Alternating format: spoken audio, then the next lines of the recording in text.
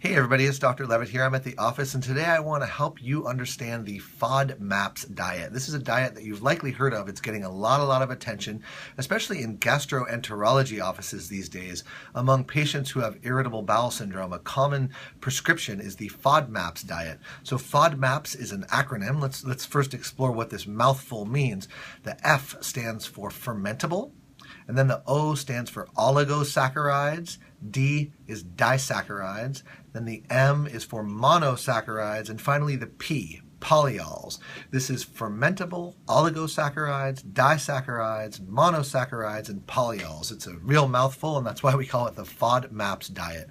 So all these saccharides, these are different carbohydrates. Carbohydrates are sugar molecules that are easily fermentable by the organisms, the bacteria and other microorganisms that inhabit and live inside the human GI tract.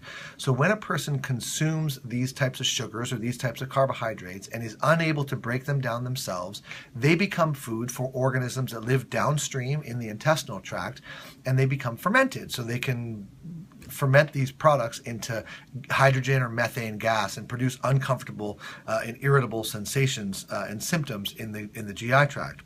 So what the FODMAP diet does is it attempts to eliminate or minimize the presence of these carbohydrates, these specific carbohydrates in the diet.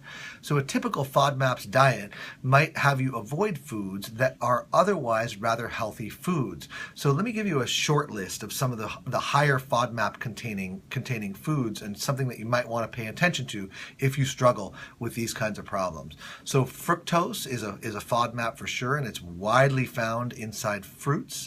Melons especially have large amounts of fructose.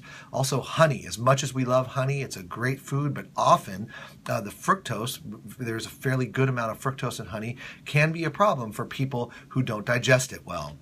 Another very common high FODMAP food is dairy products, most especially yogurt, which also is an otherwise healthy food, but contains fairly large amounts of lactose. Greek yogurt can be a better choice for many people, but the other types of yogurts, especially those with added sugars, can really set you off if you don't digest lactose, another one of these simple carbohydrate molecules.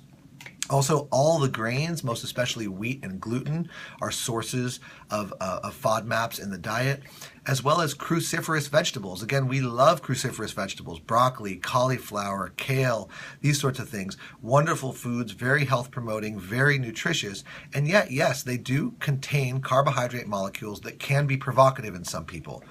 Try roasting them, try cooking them a little bit further. Raw tends to be more difficult to digest than a roasted or otherwise cooked cruciferous vegetable, but they are indeed on the medium to high FODMAP list. Onions also contain specific carbohydrates that can be a problem for some people, as well as legumes, widely known for their gas-promoting symptoms in many people because they contain these FODMAP carbohydrates. So pay attention to the FODMAPs. We'll give you some links and some resources to look more closely at extensive lists of high, medium, and low FODMAP foods, and try eliminating them for a period of time and seeing if they help your GI symptoms improve. In addition to that, people often do well supplementing with a digestive enzyme. Something like Up Wellness's Upzymes is a great place to start to help break down these fermentable carbohydrates a little bit better so there's less food downstream to cause the gas and bloating and discomfort. So that's the FODMAP diet in a nutshell. I hope that's helpful to you, and take good care.